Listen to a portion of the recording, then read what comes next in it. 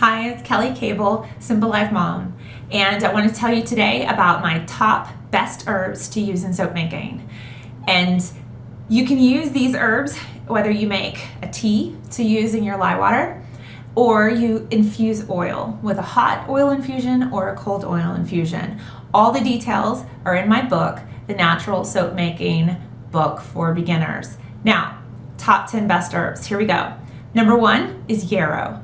Yarrow is great because it fights against inflammation and helps heal wounds faster due to its antibacterial and antiseptic properties. These beautiful little white flowers, you can definitely use them on top of soaps as well.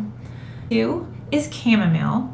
And chamomile, although we know it for using it within teas for its calming effect, it's also used topically on scars and wounds as an antibacterial, anti-inflammatory herb. It's very high in antioxidants as well.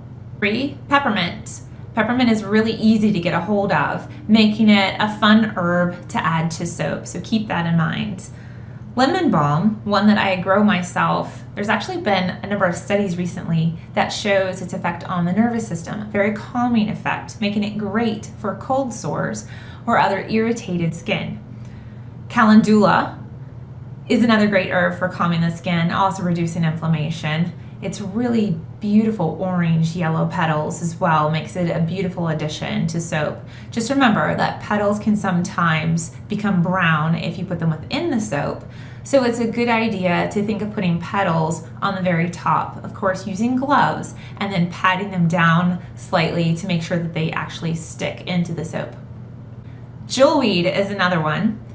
It is fabulous against poison ivy. It grows all up and down the east side of America, and it is just great to be able to use as a water infusion, as oil infusion, as I do almost every single one of these, to make a very herbal soap that is great to use on irritated skin. The jewelweed actually dissolves the oils of the poison ivy and poison oak leaves, making it just really handy to have around, especially during the summertime, especially in my family. Goldenseal is another one.